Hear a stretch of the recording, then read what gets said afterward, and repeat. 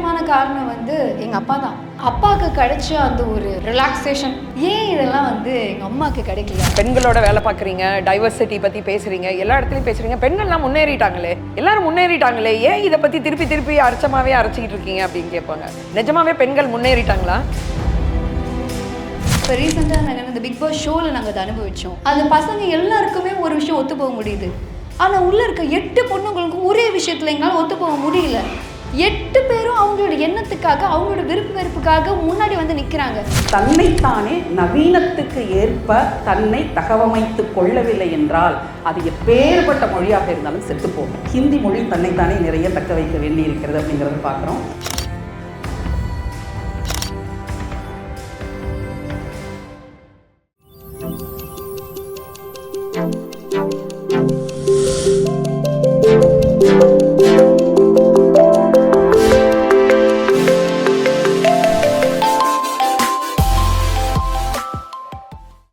First ஒரு book launch இவெண்ட்டுக்கு நான் வந்து வந்திருக்கேன். ஃபர்ஸ்ட்டாக உங்களுடைய புக்கு வந்து ஹிந்திக்கு போகுதோ, நீங்கள் ஃபர்ஸ்ட்டாக எப்படி நீங்கள் வந்து மொழிபெயர்ப்பு பண்ணியிருக்கீங்களோ அதே மாதிரி முதல்ல ஒரு புக் லான்ச்சுக்கு வரேன். ஒரு ஆசிரியர், ஒரு புத்தக ஆசிரியர் எனக்கு அறிமுகம் ஆகிறதே எப்படி அப்படின்னா அவங்களுடைய எழுத்துக்கள் மூலமாக தான். நான் ரமாதேவி, நீங்கள் காலையில் பார்த்தோன்னே நீங்கள் சொன்னீங்க நான் தான் ரமாதேவி அப்படின்னு. நான் சொன்னேன் உங்களுக்கு புகைப்படத்தில் பார்த்துருக்கேன் அப்படின்னு. ஆனால் அதுக்கு முன்னாடி உங்களுடைய எழுத்துக்கள் மூலமாக தான் எனக்கு உங்களுக்கு தெரியும். லதாவே எனக்கு அவங்களுடைய எழுத்துக்கள் மூலமாக தான் தெரியும். ஸோ முதல்ல அவங்ககிட்ட நான் பேச ஆரம்பிச்சேன். புக்கில் ஓரமாக கிறுக்கி, இல்லை இது எனக்கு இப்படி இருக்குது, இல்லை இது எனக்கு ஓகே தான், ஆமாம் எனக்கு இது ஞாபகப்படுத்துது அப்படின்னு சொல்லி அவங்களோட ஒரு ரிலேஷன்ஷிப் ஃபார்ம் ஆனதுக்கப்புறம் அவங்கள பார்க்கும்போது இன்னும் ஒரு மாதிரி அது நல்லா இருக்குது. ஏன்னா நீங்கள் எப்படி இருப்பீங்க, உங்களுக்கு என்ன பிடிக்கும் என்ன பிடிக்காதுங்கிறது தான் எனக்கு முதல்ல தெரியுமே தவிர நீங்கள் யார், எங்கே பிறந்தீங்க, நீங்கள் ஆணா பெண்ணா, பார்க்க எப்படி இருப்பீங்க, அது எதுவுமே தெரியாமல் உங்களுடைய கருத்துக்கள் மூலமாகவே முதல்ல அவங்கள தெரிஞ்சுக்கிறதுல வந்து அந்த ஒரு அனுபவமே ரொம்ப அழகாக இருக்கும். எனக்கு நிறைய இந்த பெண்ணிய சிந்தனைகள் வர்றதுக்கு முக்கியமான காரணம் வந்து எங்கள் அப்பா தான். 2 விதத்தில். ஒன்று, எங்கள் அப்பாவுக்கு கிடைச்ச அந்த ஒரு ரிலாக்ஸேஷன், அந்த ஒரு உரிமை, ஏன் இதெல்லாம் வந்து எங்கள் அம்மாவுக்கு கிடைக்கல, ஏன் என் பாட்டிக்கு கிடைக்கல அப்படின்னு இருந்தது. இன்னொரு பக்கம் நான் ஒரு சமயம் அழறேன், இந்த மாதிரி என்ன எனக்கு வந்து வாழ்க்கையில் ஒரு துணை இருக்க மாட்டாங்களா, நான் இப்படியே வாழ்ந்துருவேன், நான் இப்படியே இருப்பேன் போல இருக்கேன் அப்படின்னு சொல்லிட்டு நான் எங்கள் அப்பா கிட்ட அழும்போது, உனக்கு யார் வேணும், நீ இருக்கேல்ல, உனக்கு அது போதாதா அப்படின்னு கேட்கும்போது, இப்படி சிந்திக்கிற ஒரு நபரால் தன்னுடைய மனைவிக்கு அந்த ஒரு சிந்தனையை கொடுக்கறதுக்கோ இல்லை அந்த ஒரு விஷயங்களை விட்டு கொடுக்கறதுக்கோ அப்பா ரெடியாக இல்லை. அது என்ன ஆகுதுன்னா அவர் கடைசி காலகட்டத்தில் நான் நினச்சேன் எங்கள் அப்பாவுக்கு இதெல்லாம் தெரியுது. அப்போ உங்களுக்கு தெரியுது, நான் தெரியாத மக்கள்கிட்ட பேசுகிறேன்னு நினச்சா எங்கள் அப்பாவுக்கு எல்லாம் தெரிஞ்சிருக்கு. தெரிஞ்சும் ஏன் செஞ்சீங்க, பழக்கப்பட்டுட்டேன். எனக்கு ஞாபகம் இருக்குது, நான் சின்ன பொண்ணாக இருக்கும்போது ஒரு என்னுடைய வகுப்பறையில் நான் காலை விரித்து உட்காந்துருந்தது என்னோடய பயாலஜி டீச்சருக்கு பிடிக்கல. எப்படிம்மா காலை அகட்டிட்டு உட்காந்துருக்கு, அது ரொம்ப தப்புன்னாங்க. நான் திரும்பி பார்க்குற எல்லா பசங்களும் அவங்களுக்கு பிடிச்ச மாதிரி தான் உட்காந்துருக்காங்க, நான் மட்டும்தான் தவறாக உட்காந்துருந்தேன்னு சொன்னாங்க. ஆனால் ஒரு டீச்சர் எனக்கு அப்போவே, பயாலஜி டீச்சர் தானே நீங்கள், சொல்லியிருக்கலாமே, எல்லாரும் ஒன்று தானே, நீங்களே சொல்லலையே, அப்போ நீங்கள் ஒரு ஆசிரியை வந்து எனக்கு ஒரு சரியான வழி வகுக்கலைங்கும் போது எங்கள் அம்மா ஒரு ஆசிரியை, அப்போ நீ எனக்கு சொல்கிறது ஒரு வேளை இந்த குழந்தைங்களுக்கு சொல்கிற அப்படின்னா அது சரியாக இருக்குமான்னா, அவங்களுக்கு சமுதாயத்தில் என்ன சொல்லணும்னு அவங்களுக்கு தெரிஞ்சிருக்கு, மற்றவங்க கிட்ட சொல்கிறதுக்கு அவங்களுக்கு தெரிஞ்சிருக்கு. ஆனால் தன்னுடைய குழந்தை அதை பண்ணும்போது, தன்னுடைய குழந்தை அந்த சமுதாயத்தை எதிர்த்து நிற்கும்போது அவங்களுக்குள்ள ஒரு பயம் வருது. அதுக்குள்ளே இருக்க அந்த தாய்மை தான் பிரச்சனையே. நான் சொல்லுவேன், ஒரு பாயிண்ட்டுக்கு மேலே நீ விட்டுறணும், சர்வைவல் எந்து, இனி நான் எப்படி இங்கே சர்வைவ் ஆக போகிறேங்கிறது என்னுடைய வாழ்க்கை, அதில் நான் விழுவேன், எழுந்திருப்பேன், எல்லாம் பண்ணுவேன். இப்போ உனக்கு நல்ல பேர் இருக்குது, ஆனால் 4 செவத்துக்குள்ளே உட்காந்து அழகாக தானே செய்கிற, நல்ல பேர் இருக்குது, 40 சப்பாத்தி போட வேண்டியதானே இருக்குது. நான் என்ன சொல்கிறேன், நான் கெட்ட பேரோடு வாழ்ந்துட்டு போகிறேன், ஆனால் எனக்கு வாழ்க்கையை வாழ்கிறதுக்கு ஒரு வழி இருக்குங்க அப்படிங்கிறது தான். அதை தான் நான் இந்த புத்தகத்தில் பார்த்தேன். டாய்லெட் சீட் அப்படிங்கிற புக்கை பற்றி நீங்கள் பேசியிருந்தீங்க. அந்த புக்கை மட்டும் முன்னாடியே எழுதியிருந்தா, அந்த புக்கை பற்றி மட்டும் நீங்கள் முன்னாடியே பேசியிருந்தா, ஒரு 20 வருஷத்துக்கு முன்னாடி எனக்கு இந்த விஷயங்கள் தெரிஞ்சிருந்தா என் வாழ்க்கை எப்படி மாறியிருக்கும் அப்படின்னு சொல்கிறவங்க கிட்ட இப்போவும் நீங்கள் மாற்றிக்கிறதுக்கான ஒரு டைம் இருக்குது அப்படின்னு என்னால் சொல்ல முடியறது அவங்களுக்கும் தெரிஞ்ச விஷயமா தான் இருக்குது. ஆனால் அந்த எதிர்நீச்சலை பற்றி யோசிக்கிறதுக்கோ இல்லை அந்த முடிவை எடுக்கிறதுக்கோ அவங்கள ஏதோ ஒன்று எங்கேயோ தடுத்துக்கிட்டே தான் இருக்குது. ஸோ எனக்கு பொறுத்த வரைக்கும் இந்த மாதிரியான பேச்சுவார்த்தைகள், இந்த மாதிரியான புத்தகங்கள் ரிலீஸ் பண்ணும்போது, இதை பற்றி நம்ம பேசும்போது அப்போ கேட்குறதுக்கு அது கஷ்டமாக இருந்தாலும் இந்த கஷ்டத்தை பல பெண்கள் இதுக்கு முன்னாடி அனுபவிச்சிருக்காங்க. அவங்க அனுபவிச்சதுனால தான் இன்றைக்கி என்னால் இதை பண்ண முடியுதுங்கும் போது இந்த கஷ்டத்தை இப்போ நான் அனுபவிச்சா இவங்க சொல்கிற மாதிரி 250 வருஷத்தில் யாருனே தெரில எந்தெந்த பெண்களோ எந்தெந்த ஆண்களோ இதோடைய அந்த ஃப்ரூட்ஸை வந்து அனுபவிப்பாங்கன்னு தெரில. பட் அது ரொம்ப முக்கியமான ஒரு விஷயமா பார்க்குறேன். அந்த ஜேர்னியில் நம்ம ஏதாவது ஒரு பாயிண்ட் வந்துட்டு போயிருக்கோம் அப்படின்னாலே அது ரொம்ப முக்கியமாக நான் பார்க்குறேன். பேட்ரியாக்கி ரொம்ப அழகாக ரூல்ஸ் போட்டு எழுதி வச்சுட்டு போயிட்டாங்க. இதுதான்ப்பா, இதை பண்ணிட்டீங்கன்னா இந்த ரூல்ஸை ஃபாலோ பண்ணிங்கன்னா இதுதான் கேம்னு. ஃபெமினிசம் அப்படி இல்லை. ஒவ்வொரு பெண்ணுக்குள்ளேயும் ஃபெமினிசம் வேறு. ஒவ்வொரு பெண்ணுக்கும் அவங்க ரிபல் பண்ணுற விஷயங்கள் வேறு. ஒவ்வொரு பெண்ணுக்கும் உண்டான பிரச்சனைகள் வேறு. 2 ஃபெமினிஸ்ட்குள்ளேயே பிரச்சனைகள் வரும். நாங்கள் இது வந்து எங்களுடைய இப்போ ரீசெண்டாக நாங்கள் இந்த பிக் பாஸ் ஷோவில் நாங்கள் அதை அனுபவித்தோம். அது பசங்க எல்லாருக்குமே ஒரு விஷயம் ஒத்து போக முடியுது. ஆனால் உள்ளே இருக்க 8 பொண்ணுங்களுக்கும் ஒரே விஷயத்தில் எங்களால் ஒத்து போக முடியல. 8 பேரும் சண்டை போடுறோம். அது அப்பப்போ சொல்லுவாங்க, சே இதுக்கு பசங்க டீம் பரவாயில்ல, பசங்க டீம் அரை மணி நேரத்தில் முடிவு பண்ணிட்டாங்க, பசங்க டீம் 10 நிமிஷத்தில் முடிவு பண்ணிட்டாங்க. நான் ஒவ்வொரு தடவையும் சொல்வேன், எனக்கு ரொம்ப பெருமையாக இருக்குது இந்த பெண்கள் டீம் நினச்சா. ஏன்னா 8 பேருக்கும் ஒரு எண்ணம் இருக்குது. 8 பேரும் அவங்களோட எண்ணத்துக்காக அவங்களோட விருப்பு வெறுப்புக்காக முன்னாடி வந்து நிற்கிறாங்க. நீ சொல் ஓகேப்பா, உனக்கு ஓகேனா எனக்கு ஓகே. அது இல்லை, இந்த இடத்துல எனக்கு என்ன தோணுதுங்கிறத சொல்கிறதுக்கான உரிமை ஒவ்வொரு பெண்ணுக்கும் இருக்குது. அதனால ஃபெமினிசம் கஷ்டமாக தான் இருக்க போகுது. நமக்குள்ளேயே சண்டை தான் போட போகிறோம். ஆனால் அந்த சண்டை மிக அவசியமானதாக இருக்க போகுது. ஏன்னா நம்மள ஒவ்வொருத்தங்கள் பண்ணுற அந்த சண்டையோ இல்லை ஒவ்வொருத்தங்க எழுப்புகிற அந்த குரலோ அதை இன்னொருத்தங்க கேட்கும்போது ஆஹா இதை பற்றி நான் யோசிக்கவே இல்லையே அப்படின்னு அவங்க ஒரு மொமெண்ட் யோசிச்சாலும் அந்த மாற்றம் ரொம்ப முக்கியம் அப்படின்னு நினைக்கிறேன். அந்த வகையில் இந்த புக்கில் இவங்க சொன்ன மாதிரி அந்த எழுத்து ரொம்ப முக்கியம் அப்படிங்கிறதுக்கு நானும் வந்து கற்பழிக்கிறது அப்படிங்கிறது கற்பழிக்கிறது ஓகே இப்படி தான் நானும் படிச்சிருக்கேன். அந்த மாற்றம் வந்ததே எனக்கு தெரியாது. அப்போ நான் யோசிக்கிறேன், அவன் கற்பை இழந்தது அந்த பையன் தானே, அவன் தானே அந்த கற்பை இழந்து ஒரு செயலை செஞ்சுருக்கான்.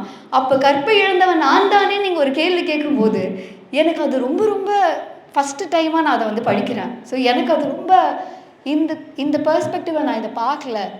தவறு செஞ்சது பையன் தானே இருக்கான். அந்த கற்பழிப்புங்கிற வார்த்தையை நீங்கள் டீகோட் பண்ணி அது எழுதும்போது அது வந்து எனக்கு ரொம்ப ரிலேட்டபிளாக இருந்தது. ஸோ அந்த வகையில் இந்த புக்கில் நிறைய விஷயங்கள் ஒவ்வொரு படிக்கிற பெண்ணை பொறுத்தும் மாறும்.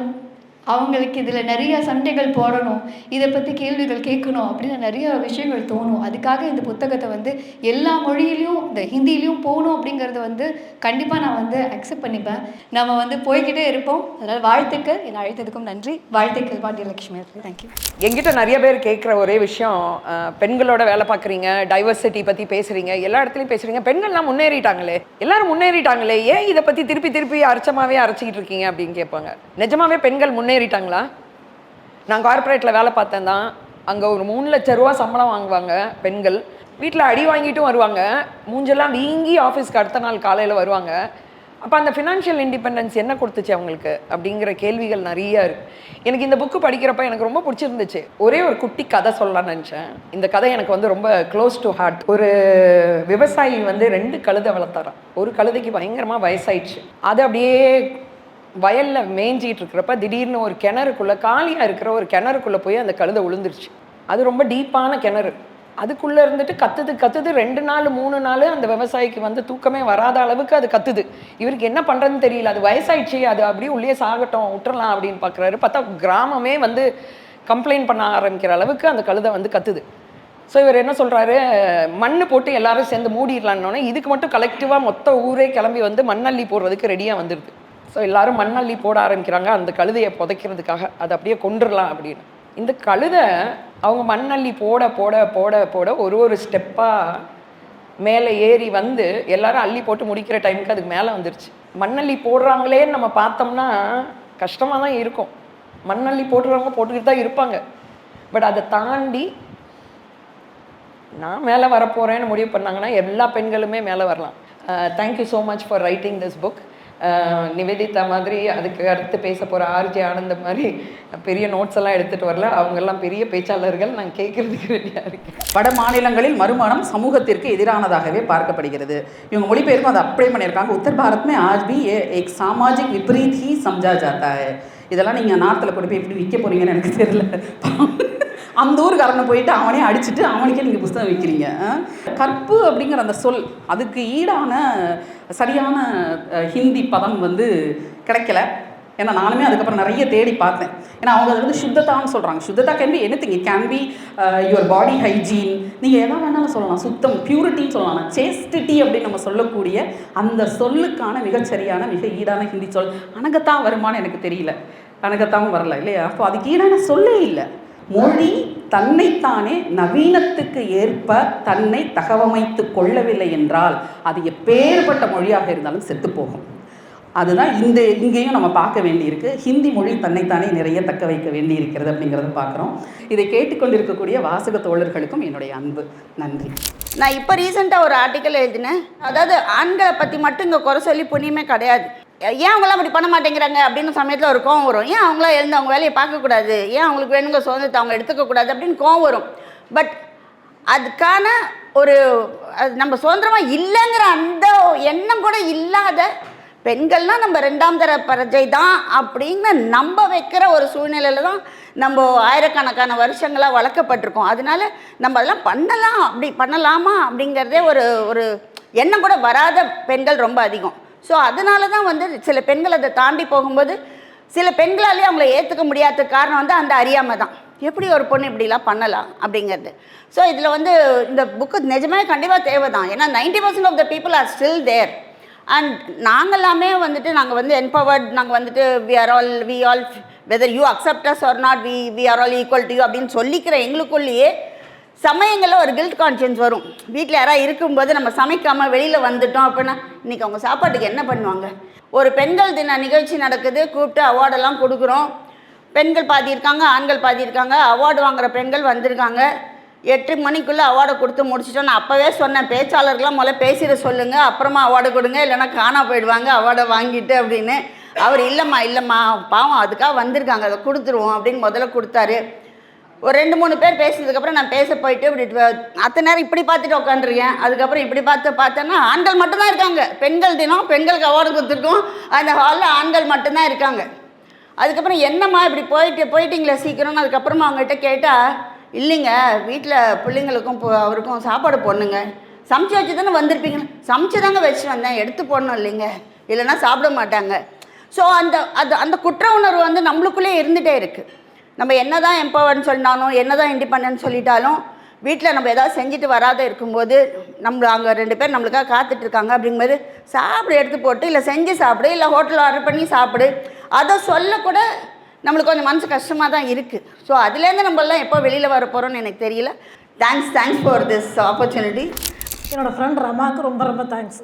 அவள் இல்லைன்னா நான் இங்கே இல்லை, அதுதான் உண்மை. நாங்கள் எல்லாம் ஒன்றா சேர்ந்து ஹிந்தி படித்தோம். அவள் என்னை சொல்லிகிட்டே இருப்பாள், நீ சும்மா இருக்காத, ஏதாவது பண்ணுன்னு. அப்படி அவள் மோட்டிவேட் பண்ணி தட்டி கொடுத்து கொண்டு வந்தது தான் இந்த புக்கு. திட்டி கொடுத்து கூட சொல்லலாம். அவளை சொல்லுவாள், ஏதாவது பண்ணு, உனக்குன்னு ஏதாவது பண்ணிக்கோ, ஃபேமிலிக்கு எல்லாருக்கும் இருக்குது, எல்லாருக்கும் பொறுப்பு இருக்குது, அதை தாண்டி உனக்கு பின்னாடி திரும்பி பார்த்தா உன்னோட நினைவுகளுக்கு உனக்கு ஏதாவது வேணும்னு சொல்லிட்டு அப்படி கொண்டு வந்தது தான் இந்த புக்கு. ரொம்ப கஷ்டப்பட்டு தான் எழுதுனேன். உண்மையாக அது அவ்வளோ ஈஸியாக எழுத முடியல. அவ்வளோ எக்ஸ்பர்ட் இல்லை இவங்க எல்லாம் சொல்கிற அளவுக்கு. நான் கஷ்டப்பட்டு கண்டுபிடிச்சி தான் எழுதினேன் எல்லாத்தையுமே. ஒரு 3 டைம் நான் இது எழுதியிருக்கேன். கையில் 3 டைம் எழுதி கரெக்ஷன் கொடுத்து கிட்டத்தட்ட ஒரு வருஷம் அதுக்காக நான் வேலை பார்த்தேன்.